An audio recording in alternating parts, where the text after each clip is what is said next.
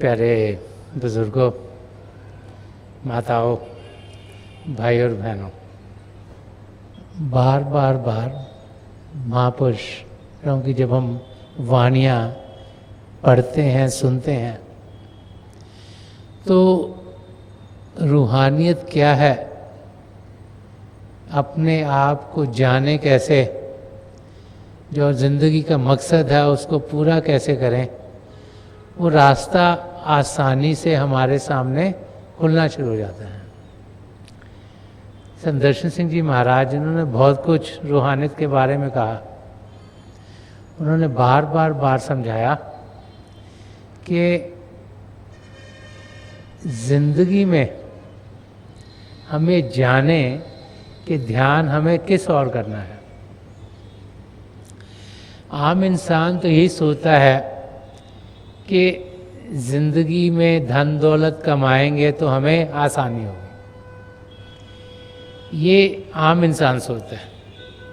वो सोचता है धन कमाना, प्रॉपर्टी लेना, नाम शोहरत, ये सब होगा तो ज़िंदगी शायद आराम से गुजरेगी, उसमें खुशियाँ आएंगी और शायद जो हम इस धरती पर करने आए हैं हमारे लिए पूरा हो।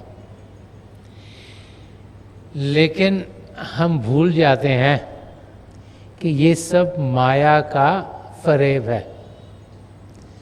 संत दर्शन सिंह जी महाराज जिन्होंने बहुत कुछ दो लाइनों में, एक वर्स के ज़रिए, एक शेर के ज़रिए समझाया। वो एक जगह फरमाते हैं कि दौलत मिली जहाँ की, नामो निशा मिले। दौलत मिली जहाँ की, नामो निशा मिले। सब कुछ मिला हमें, ना मगर मेहरबान मिले।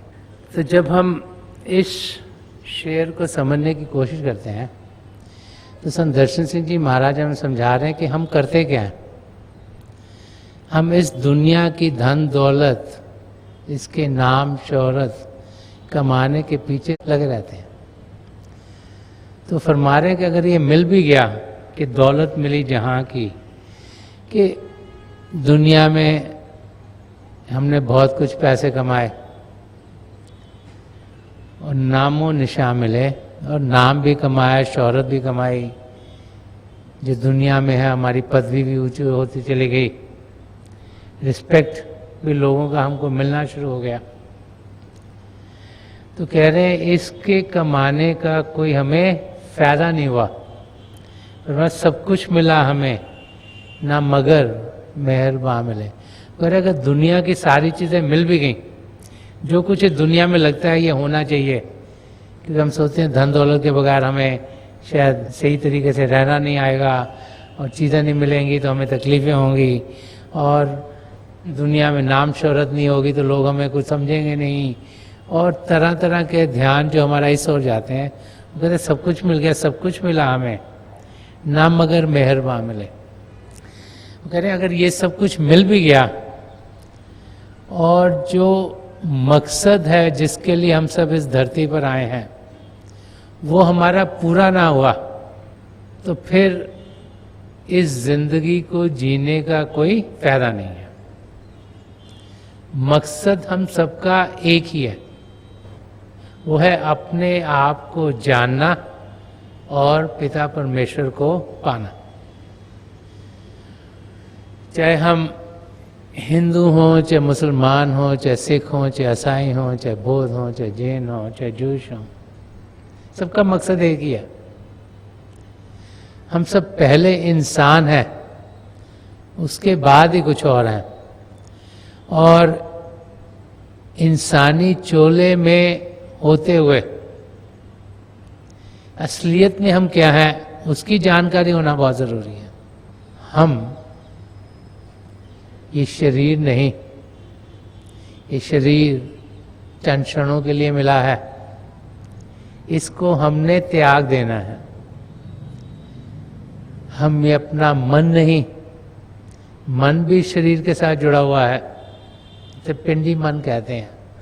एक अंडी मन है, एक ब्रह्मांडी मन भी है। तो इस शरीर के साथ पिंडी मन जुड़ा हुआ है। हम दिमाग भी नहीं, वो भी शरीर के साथ चला जाता है। तो हम हैं कौन? वो ताकत जो इस शरीर को जान देती है। अगर वो ताकत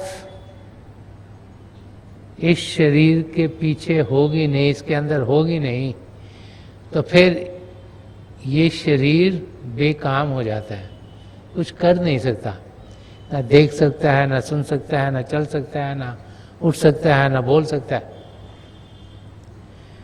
तो वो ताकत जिसे आत्मा कहा गया है, जो परमात्मा का हिस्सा है, उस ताकत की जानकारी पाना, उसको जानना, इसको सेल्फ रियलाइजेशन कहा गया है। और फिर उसको जब हम सही रूप में जानते हैं तो ये अनुभव करना कि वो आत्मा चेतन है, जड़ नहीं। जड़ वो है जो कि इस दुनिया का है, जो माया के जाल का बना हुआ है, जिसे मैटर कहते हैं, जड़ता। कि हम चेतन हैं और प्रभु जो महाचेतन है उनमें जाकर हमने मिलना है। तो ये मकसद हम सबका है और इस मकसद को पूरा कैसे करें? अपने धर्म ग्रंथों के जरिए, महापुरुषों के वचनों के जरिए हम इसकी जानकारी तो पा सकते हैं। वो सब इशारा देते हैं कि असलियत क्या है, लेकिन इसका अनुभव कैसे हो?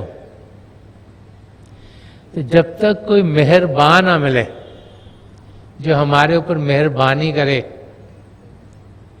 मेहरबान कौन होता है? जो कि हमारी कोई मदद करे। अब कुछ चीज हमारे को आती नहीं, हमारी समझ में नहीं है, हमारे पास है नहीं, तो एक मेहरबान आके हमें दे देता है तो हमें वो मिल जाती चीज। तो यहाँ संदर्शन सिंह जी महाराज फरमा रहे कि सब कुछ मिला हमें, ना मगर मेहरबान मिले। तो मेहरबान से किसकी ओर इंडिकेट कर रहे हैं? वो ऐसे इंसान की बात नहीं कर रहे जो कि हमें धन दौलत दे दे, या हमें पढ़ाई लिखाई करा दे, या हमें तौर तरीके सिखा दे दुनिया के।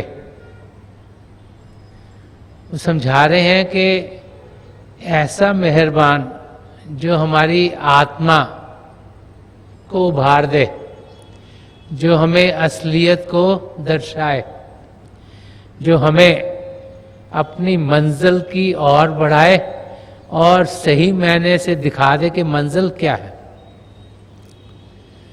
बहुत सी बार तो इंसान को समझ ही नहीं आता कि मंजिल क्या है, इसलिए वो इधर उधर हाथ पैर मारता रहता है।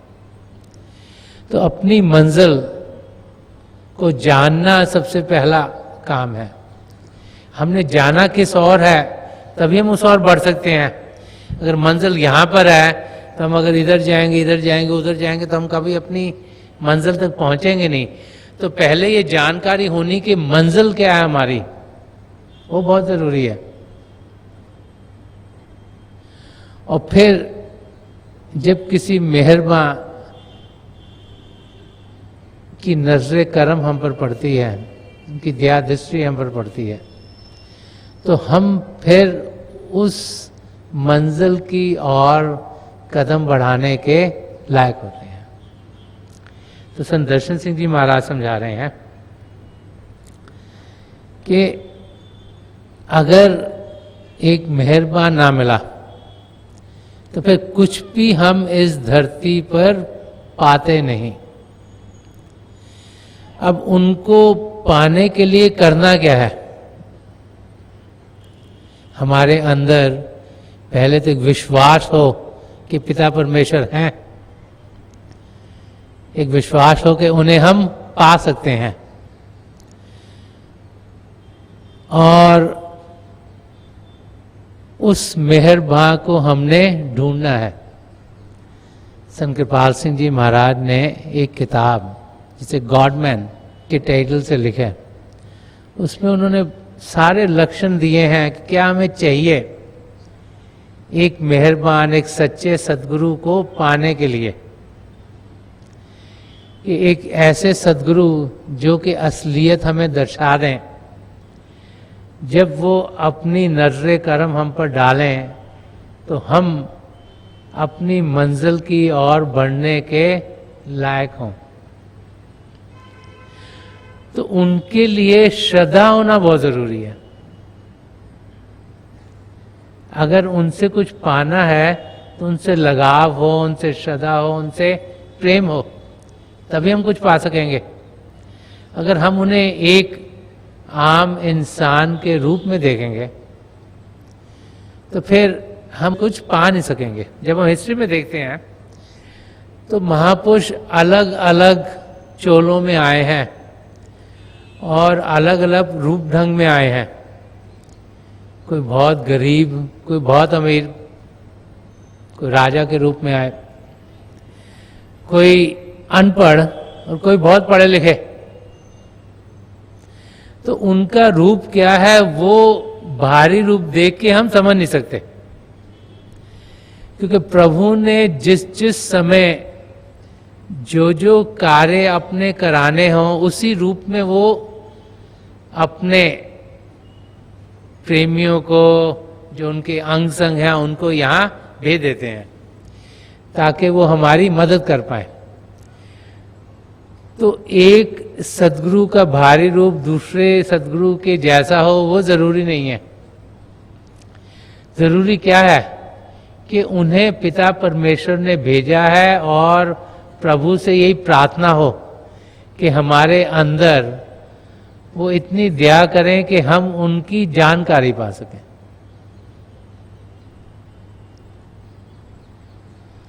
और जब हमारे अंदर श्रद्धा होगी, एक विश्वास होगा, तब हम अपनी मंजिल की ओर बढ़ने के लायक होंगे।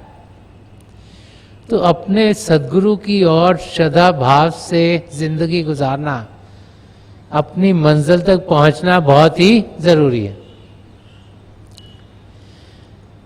अगर उस अवस्था तक हम नहीं पहुंच पाए तो हम कभी भी पिता परमेश्वर को पा नहीं सकेंगे। ये बार बार बार हम देखते हैं, महापुरुषों की जिंदगी से हमें मिलता है।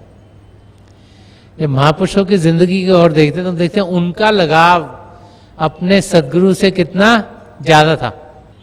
उनकी जिंदगी हम सबके लिए एक ब्लूप्रिंट के माफक है कि हमारी जिंदगी भी उस किस्म की होनी चाहिए। संत कृपाल सिंह जी महाराज तो बार बार फरमाते थे कि what one man can do so can another, कि जो एक इंसान कर सकता है वो दूसरा भी कर सकता है। तो करना क्या है कि ध्यान सही जगह पे डालना है, पिता परमेश्वर की दया दृष्टि मांगे, क्योंकि जो जो हमारी जिंदगी में बेहतर है वही होगा, पर इसका हमें विश्वास नहीं होता। हम वो चाहते हैं जो हमारा मन हमें चाहता है हमारी जिंदगी में हो। क्या वो हमारे लिए ठीक है, उसकी सही समझ हमें नहीं है। तो वो भाई बहन जो तेरा भाना मीठा लागे के प्रिंसिपल से जीते हैं, ये स्वीट इज द विल के प्रिंसिपल से जीते हैं, उनकी जिंदगी सफल रहती है, उनकी जिंदगी खुशियों से भरपूर रहती है, उनकी जिंदगी एक फुलफिल्ड लाइफ होती है जिसमें कि वो अपनी मंजिल की ओर बढ़ सकते हैं। और जब हम अपने मन के कहे से जीते हैं तो फिर दुनिया की चीजें जरूर पा सकते हैं, लेकिन जो पाना चाहिए उसे पाए बगैर इस धरती से हम चल बसेंगे। तो संत दर्शन सिंह जी महाराज यहां में यही समझा रहे हैं, एक पूर्ण महापुरुष को हम पाएं, और जब उन्हें पाएंगे तो फिर उनके बताए हुए रास्ते पर हम कदम बढ़ाएं। संत कृपाल सिंह जी महाराज बार बार फरमाते थे, एक बनो नेक बनो,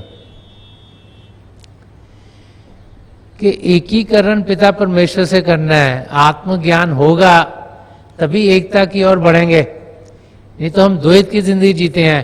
हम सोचते हैं हम एक हैं, कोई और एक और है। सबके अंदर प्रभु को देखना वो तब संभव होता है जब अपने अंदर प्रभु को देखेंगे। अगर अपने अंदर झांके ही नहीं, लोगों की ओर ही देखते रहे, ये क्या कर रहा है, वो क्या कर रहा है, इसके साथ क्या हो रहा है, उसके साथ क्या हो रहा है, तो असलियत क्या है, कभी हमें मिलेगी नहीं। तो आत्मनिरीक्षण करना, अंदर की ओर जाना, भजन अभ्यास करना, यही आत्मा का ज्ञान पाना है। और जब आत्मा का ज्ञान होगा तो असलियत क्या है वो हमारे सामने आनी शुरू हो जाएगी। और संत कृपाल सिंह जी फरमाते हैं कि नेकी का हम जीवन व्यतीत करें, एक बनो नेक बनो, सद्गुणों से अपने आप को भरें ताकि हमारी जिंदगी शांति से गुजरे, औरों की भी जिंदगी जिनको हम मिलते हैं वो शांति से गुजरे। जिंदगी में हम बहुत लोगों से इंटरैक्ट करते हैं, अपने घर वाले, काम पर, जिस नेबरहुड में रहते हैं वो लोग, और हर एक की इंटरैक्शन में कुछ ना कुछ इफेक्ट होते हैं। जहां पर टेंशन हो गई, स्ट्रेस स्ट्रेन हो गया, वहां पर तकलीफ होनी शुरू हो जाती है। तो जब सद्गुण हमारे अंदर होंगे, नम्रता से हम जिए, प्रेम से जिए, सच्चाई से जिए, निष्काम सेवा भाव से जिए, एक पवित्र जिंदगी जिए, करुणा से जिए, तो हम देखेंगे कि जिंदगी में हलचल कम होगी। और जितनी हलचल जिंदगी में कम होगी उतना ही जल्दी हम मन को शांत कर पाएंगे। जितना जल्दी मन को शांत कर पाएंगे उतना ही हम देखेंगे कि हमारे आत्मिक अनुभव बढ़ते चले जाएंगे। तो एक नैतिक जीवन होना बहुत ही जरूरी है, वो एक बुनियाद है। संत कृपाल सिंह जी महाराज फरमाते थे कि an ethical life is stepping stone to spirituality, कि एक नैतिक जीवन होना एक पहला कदम है रूहानियत के रास्ते पर बढ़ने के लिए। वो एक बुनियाद है, और वो बुनियाद ना हो तो हम अपनी मंजिल की ओर बढ़ेंगे नहीं। अगर आपने मकान बनाना है तो उसकी अगर फाउंडेशन आप ले नहीं करते तो मकान आप जमीन के ऊपर खड़ा नहीं कर सकते। तो वो जो फाउंडेशन है अपने आप को जानने की, वो एक नैतिक जीवन की है। और जब हम उन सद्गुणों को अपनी जिंदगी में ढालेंगे तो हम देखेंगे कि हम अपनी मंजिल की ओर बढ़ने के लायक हो जाएंगे। संत दर्शन सिंह जी महाराज ने इसी गजल में एक और पहलू रूहानियत का खोला है, और इस शेर को अगर हम समझ पाए तो फिर एक पूर्ण महापुरुष क्या है, उनका रिश्ता नाता पिता परमेश्वर से क्या है, वो हमारे लिए क्या करने के लिए आते हैं, ये सब हमें समझ में आ जाएगा। संत दर्शन सिंह जी महाराज फरमा रहे हैं, पहले भी जैसे देख चुके हों उन्हें कहीं। वो अपने सदगुरु की बातचीत कर रहे हैं, अपने मेहरबान की बातचीत कर रहे हैं कि उन्हें इस जिंदगी में मिले, और मिले तो ऐसे लगा कि पहले भी कभी उनसे मिले हुए हैं। अंदर कुछ हलचल हुई, ऐसी हलचल कि उनकी याद पहले वाली भी आ गई। तो फरमा रहे हैं कि पहले भी जैसे देख चुके हैं हों उन्हें कहीं, अनजान वादियों में कुछ ऐसे निशान मिले। अनजान वादियां इस दुनिया में जिसमें हम जी रहे हैं, में क्या होना है क्या नहीं होना, वो सब हमारे लिए नया है, इसकी हमें जानकारी नहीं। कि वहां पर कुछ निशान ऐसे मिले, कुछ चिन्ह ऐसे मिले कि हमें लगना शुरू हो गया कि पहले भी हम उन्हें कहीं जान पाते हैं। अब जब हम हिस्ट्री की ओर देखते हैं तो महापुरुषों की जिंदगी में ये अनुभव हमें जरूर मिलते हैं। संत दर्शन सिंह जी महाराज जब 3 साल के थे तब से संत कृपाल सिंह जी महाराज हजूर बाबा सावंत सिंह जी महाराज को मिलने जाया करते थे। तो शुरू से ही वो संत दर्शन सिंह जी महाराज को भी अपने साथ लेके जाया करते थे, क्योंकि 1924 में संत कृपाल सिंह जी महाराज ने शारीरिक रूप में हजूर बाबा सावन सिंह जी महाराज के दर्शन किए। तो 7 साल के बाद जब वो हजूर बाबा सावन सिंह जी महाराज के सत्संग में गए तो पहली बार उन्होंने हजूर के दर्शन किए, और जब उन्हें नज़दीक से उन्हें मिलने का मौका मिला तो संत कृपाल सिंह जी महाराज ने फरमाया कि हजूर आपने इतनी देर 7 साल लगा दिए, मैं तो आपको 7 साल से अंदर दर्शन कर रहा हूं। तो हजूर ने कहा यही उचित टाइम था मिलने का बाहर। तो संत कृपाल सिंह जी महाराज को अपने सदगुरु के चिन्ह 7 साल पहले ही अपने अंदर मिलने शुरू हो गए। तो जब उन्होंने शारीरिक रूप में उन्हें देखा तो पहले ही जैसे देख चुके हों उन्हें कहीं, तो उन्हें यकीन हो गया कि मैं तो अंदर इनको रोज देखता हूं, पहले भी मिल चुका हूं उनके साथ। तो संत दर्शन सिंह जी महाराज की जिंदगी जब से वो 3 साल से थे तब से ही संत कृपाल सिंह जी महाराज हजूर के शरण में जाते थे, उनको साथ लेके जाते थे। तो एक बार ही हजूर पहाड़ी के नीचे थे और संत दर्शन सिंह जी छोटी उम्र में थे, पहाड़ी के ऊपर थे, उन्होंने हजूर के दर्शन किए, ऊपर से भागे भागे भागे भागे तो नीचे पहुंचे तो हजूर ने उन्हें अपनी गोद में ले लिया और साथ में जो खड़े थे उन्हें यही कहा कि ये मेरा पुराना यार है।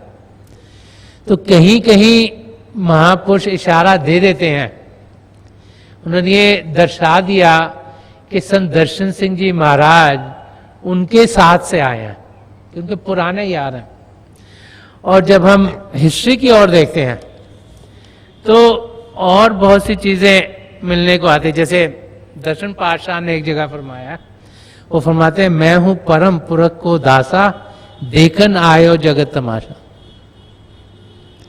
वो फरमाते हैं मैं तो परम पुरख परमात्मा का दास हूं, उनकी शरण में था, उन्होंने ये जगत का तमाशा देखने के लिए मुझे भेजा है ताकि इस तमाशे में मैं कुछ चीज सही करके जाऊं। तो ऐसे महापुरुष पिता परमेश्वर के अंग संग थे। संत दर्शन सिंह जी महाराज ने भी एक जगह और फरमाया कि लौट आए हैं यार के दर से, वक्त ने जब हमें पुकारा है। तो वो इंडिकेट कर देते हैं कि वो कहां से आए हैं। कहीं कहीं ये महापुरुषों की वाणियों में ऐसे हमें चिन्ह मिल जाते हैं कि पिता परमेश्वर जो चाहते हैं हम सब उनकी और ध्यान दें, वापस अपने निज धाम में पहुंचे, कि उन्होंने जब चाहा कि इंसान जो भटक चुका है वो सही रास्ते पर चले, तो पिता परमेश्वर अपने लाडलों को यहां भेजते हैं, क्योंकि वक्त को उनकी जरूरत है। और ऐसे महापुरुष को पाना ही जिंदगी का मकसद है, और ऐसा मेहरबान ना मिले तो जिंदगी बेकार है। हम सब सुबह से रात तक कुछ ना कुछ ढूंढते रहते हैं, सोचते हैं ये चीज मिल जाएगी तो जिंदगी बेहतर हो जाएगी, ये जानकारी हो जाएगी तो जिंदगी बेहतर हो जाएगी। तो देखें तो सारा दिन करते हैं, कुछ ना कुछ सर्च करते हैं, ढूंढते रहते हैं कुछ ना कुछ, चाहे पढ़ाई लिखाई में ढूंढें, चाहे खाने पीने में ढूंढें, चाहे शारीरिक रूप से कोई चीज़ मदद करेगी वो ढूंढें, चाहे रिलेशनशिप बेटर हो वो ढूंढें, किसी ना किसी सर्च में ढूंढ में लगे रहते हैं। ढूंढना है कि हमें अगर वो समझ में आ जाए तो फिर हमारी जो सर्च है, ढूंढ है, वो सही तरीके की होगी। महापुरुष बार बार समझाते हैं कि अगर एक पूर्ण महापुरुष को हमने पा लिया तो फिर कुछ ढूंढने की और जरूरत नहीं। अगर हम उनके हवाले हो गए, उन्होंने हमें नाम की देन दे दी, तो हमारी वो रक्षा हर समय करेंगे। जब हमें नाम की देन मिलती है तो क्या होता है कि यहां हमारे शिव नेत्र पर हमारे सदगुरु के नूरी स्वरूप टिक जाते हैं। अब बहुत से हम में से ऐसे हैं जो उस नूरी शरीर तक पहुंच नहीं सकते, इसका मतलब ये नहीं कि वो वहां है नहीं। ये तो हमारी कमजोरी है कि हम शरीर से ऊपर उठ नहीं पाते। ये हमारी कमजोरी है कि हम उन्हें जान नहीं पाते, हमारी कमजोरी है कि हम उन्हें पहचान नहीं पाते। लेकिन वो हमारे भीतर हैं और हम हर पल उनकी छत्र छाया में जी रहे हैं। ये हमारी समझ में नहीं आता। हम सोचते हैं हम अपना दिमाग करके जी रहे हैं, हम अपने करने करके जी रहे हैं। हम सोचते हैं कि हमने कुछ ऐसे सोचा, ऐसे किया तो ये हो गया। ये भूल जाते हैं कि पिता परमेश्वर की और हमारे सद्गुरु की हम पर देन है, तभी चीजें हमारी जिंदगी में चल रही हैं। और जिसको वो समझ आ जाती है वो फिर अपनी मंजिल की ओर तेजी से बढ़ेगा। एक मां का प्रेम अपने बच्चे के लिए इस दुनिया में सबसे ऊंचा माना जाता है और प्रभु का प्रेम अपने जीवों के लिए उससे ऊंचा माना जाता है और एक गुरु का प्रेम अपने शिष्य के उस प्रेम से भी ऊपर माना जाता है, क्योंकि वो हमारी रक्षा करने के लिए आए हैं। वो हमें अपनी मंजिल की ओर बढ़ाने के लिए आए हैं। वो जो हमारे कर्म हैं उन्हें कटवाने के लिए आए हैं, ताकि हम जो उन कर्मों के बोझ के अंदर दब गए हैं, हम इस दुनिया की दलदल से, माया की दलदल से निकल पाएं और हमारी आत्मा का मिलाप परमात्मा में हो, ताकि 84 लाख जिया जून से हमारा छुटकारा हो। बार बार बार महापुरुष हमें असली जिंदगी जीने के लिए समझाते हैं, लेकिन हम क्या है कि एक कान से सुनते हैं, दूसरे से निकाल देते हैं। जिंदगी कैसी होनी चाहिए इसकी जानकारी होते हुए भी हम अपनी मंजिल की ओर बढ़ नहीं पाते। हम सबकी मंजिल बहुत नजदीक है। संदर्शन सिंह जी महाराज ने एक जगह और फरमाया, मिलेगा रूह को परवाज दे के देख जरा, करीब है उसे आवाज दे के देख जरा। वो फरमा रहे हैं कि हम पिता परमेश्वर को जरूर पाएंगे, वो हमारे बहुत नजदीक हैं, हमारे भीतर बैठे हैं, उससे नजदीक तो हो नहीं सकते। करना क्या है कि रूह को उड़ान देनी है। रूह को उड़ान देना है, चेतन अवस्था में पहुंचना है। और रूह को उड़ान कैसे मिलेगी? जब किसी मेहरबान की मेहरबानी होगी और उनकी दया दृष्टि से ये शिव नेत्र खुलेगा। जब नाम की देन मिलती है, हमारे सदगुरु की तवज्जो हमको मिलती है, तभी शिव नेत्र खुलता है। ये द्वार बंद है, जब ये खुलता है फिर हम अंदर की दुनिया में जाने के लायक होते हैं और उनकी मदद से शरीर से ऊपर उठकर पिंड से अंड में, अंड से ब्रह्मांड में, वहां से पार ब्रह्म में, वहां से सचखंड में जब हम पहुंचते हैं तो वहां पर हमारी आत्मा का मिलाप परमात्मा में होता है। क्योंकि जितने भी आवरण है, जितनी भी कवरिंग्स है हमारी आत्मा के, वो एक एक करके हट गई होती हैं। जब हम उस निरोल अवस्था में पहुंचते हैं जहां से हम आए हैं, तो हम फिर पिता परमेश्वर में लीन होने के लायक हो जाते हैं। क्योंकि सिर्फ इस मानव चोले में ही वो सब पदार्थ हैं जिनके जरिए हम अपने आप को जान सकते हैं, पिता परमेश्वर को पा सकते हैं। और ये शरीर मिलने के बाद अगर हम किसी पूर्ण महापुरुष की शरण में ना पहुंच पाए तो फिर इस शरीर का मिलना बेकार हो जाता है। और जब एक पूर्ण महापुरुष हमें अपनी तवज्जो देते हैं तो हमारा दूसरा जन्म होता है, आत्मिक जन्म, जो नामदान के समय होता है। हमारी आत्मा को भार मिलता है, उसको रखवाला मिलता है, उसको अपनी मंजिल तक पहुंचाने वाला एक मेहरबान मिलता है और उनकी छत्र छाया में हम अपनी मंजिल तक पहुंच जाते हैं। हमें उनमें विश्वास होना चाहिए, श्रद्धा भाव से हमें जीना चाहिए। हम देखेंगे कि बड़ी तेजी से हमारी तरक्की अपनी मंजिल की ओर होगी। उनका बताया हुआ रास्ता जो कि अध्यात्म का रास्ता है, जो कि चेतन अवस्था में जाने का रास्ता है, उस रास्ते पर जब हम चलते हैं तो फिर आत्मा को भार मिलता है।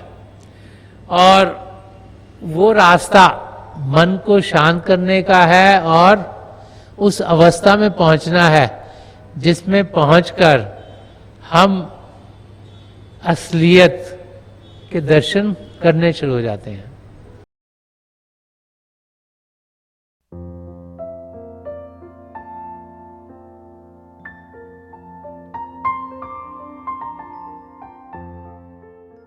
तो थोड़ी देर के लिए आप सब अभ्यास के लिए बैठ जाइएगा। आप जहाँ भी बैठे आराम से बैठिएगा, अपनी आंखें बंद कर लीजिएगा। ये जो आंखों के डेले हैं ये सीधे 8-10 इंच आपके सामने फोकस हो। आंखें बंद करते ही वो भाई बहन जिन्हें नाम की देन मिली आप सिमरन कीजिएगा, और जो भाई बहन यहाँ नए हैं आप पिता परमेश्वर के किसी भी जाति नाम का जाप कीजिएगा। जाप मन ही मन करना, ऊंचा नहीं दोहराना। अगर आप ऊंचा करोगे, ज़बान से करोगे, कानों को सुनाई देगा, ध्यान बाहर की ओर जाएगा। आपके सामने अंधेरे में आपको रोशनी के चिन्ह मिलेंगे। जो कुछ दिखता है बीच में दिखेगा, और समय के साथ साथ आपको बहुत से नज़ारे दिखने को मिलेंगे।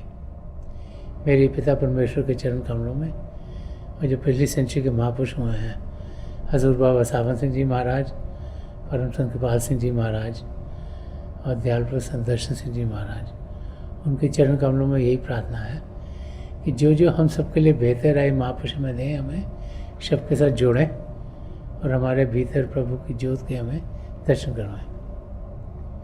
थोड़ी देर में मैं आपको इस बैठक से उठाऊंगा, और मेरी शुभकामना आप सबके साथ है।